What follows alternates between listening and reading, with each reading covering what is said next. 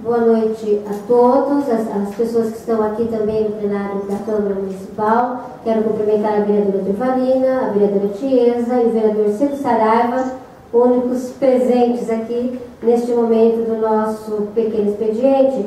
E também cumprimentar as pessoas que estão em suas casas, nos acompanhando pelas diversas formas que a TV Câmara disponibiliza. Quero também hoje dedicar um tempo aqui, esse tempo do pequeno expediente, à questão do dia 8 de março, à questão do Dia Internacional da Mulher.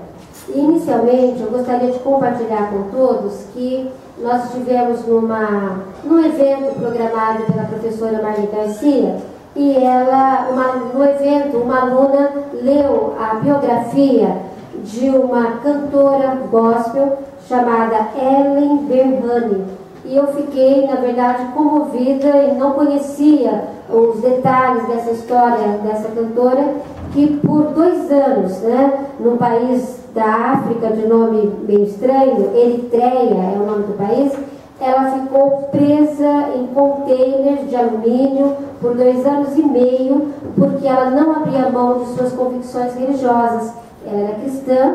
Os cristãos lá estavam perseguidos, isso agora em 2004, porque quando a gente fala isso dá a impressão, lá de trás. Não, agora em 2004 ela foi muito torturada, além de ficar dentro de containers, só isso daí já bastaria para a gente ter uma dimensão do sofrimento dela. E depois, então, ela consegue finalmente asilo político na Europa, na Dinamarca, e agora ela escreveu um livro, o livro Canção da Liberdade. Então eu gostaria de, com este exemplo de Ellen Berhane, lembrar de todas as mulheres que não abrem mão de suas convicções, sejam elas convicções políticas, sejam convicções religiosas, mas que não abrem mão daquilo no que elas acreditam. Quero lembrar também que, infelizmente, ainda nesse contexto de 8 de março, nós vimos uma triste reportagem de um fato que acontece, me parece que agora não mais acontecerá, mas a Folha de São Paulo trouxe agora, neste mês de março, no mês de fevereiro, no dia 2 de fevereiro, a reportagem de que mulheres presas davam à luz algemadas durante o parto. Em novembro, a reportagem dizia que era durante o parto, e logo na sequência, nesse jornal de fevereiro, mostra no pós-parto, mas na matéria toda fala inclusive de mulheres amamentando acorrentadas. Então isso gerou, essa notícia teve uma repercussão até internacional, gerou muito protesto.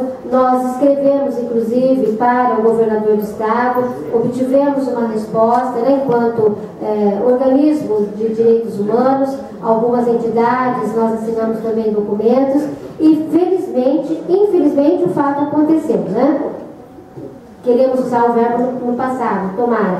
Mas, felizmente, foi editado no dia 10 de fevereiro de 2012 um decreto. Eu acho que esse decreto, ele ao mesmo tempo nos alegra e ao mesmo tempo nos entristece. Um decreto de 10 de fevereiro de 2012, vedando, proibindo o uso de algemas em presas parturientes nas condições que especifica aqui. É claro que nos alegra pelo fato de ver uma resposta do governo do estado, proibindo essa prática, mas por outro lado nos entristece. Meu Deus, é necessário um decreto para dizer que a mulher, enquanto está dando à luz ou logo nas horas posteriores, ela não pode ser algemada.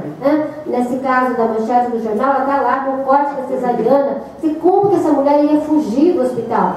E além disso, isso contraria não só a dignidade humana, mas contraria a própria legislação vigente. Tem uma súmula vinculante do Supremo que diz que a algema é só quando o preso oferece risco de fuga ou de alguma forma ferir alguém, enfim, causar algum dano à integridade física de alguém. E a mulher, durante o parto, não oferece esse risco. Então é um absurdo, e nós queremos aqui dizer que, infelizmente, foram necessárias algumas ações para proibir esta violação à dignidade da mulher, contrariando legislações de direitos humanos, convenções que o Brasil assinou, contrariando tudo isso. Nesse caso da manchete, que a TV Câmara mostrou pra gente, claro que isso não importa, o crime que a mulher fez não importa, mas para a gente ter uma ideia, a mulher, ela tinha furtado um chuveiro, 2 bonecas e 4 vidros de shampoo, né? Então esse era o crime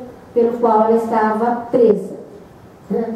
E eu queria falar um pouquinho aqui também da nossa região, algumas manchetes que eu coletei muito rapidamente nesse final de semana.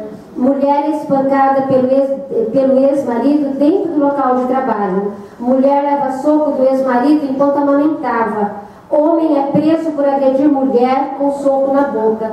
Mecânico agride a esposa com golpes de capacete. Operário é preso após agredir ex-namorada. Aposentada deficiente é agredida a tapas pelo marido, né? Como eu falei aqui logo no início, mulher leva soco enquanto amamentava. Mulher sequestrada pelo ex-namorado em Araçatuba. Mulher morre esfaqueada pelo companheiro em Bilac. Mulher é agredida com cabo de aço e taco de beisebol em Araçatuba, né? Pelo ex-sogro e pelo ex-marido.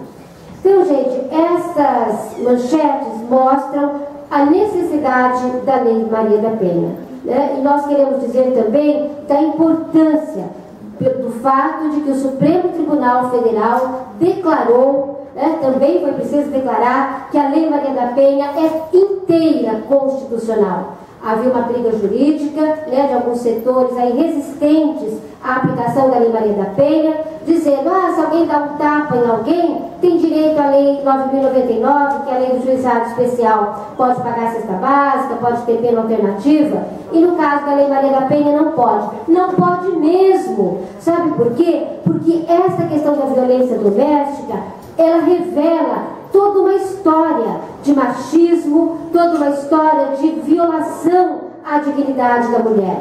E os ministros do Supremo foram muito felizes, em razão do tempo, eu vou citar só alguns dos trechos do voto em que o Supremo Tribunal Federal declarou, primeiro, que a Lei Maria da Penha é inteira constitucional, ela pode ser aplicada. Segundo, que não precisa da representação da vítima.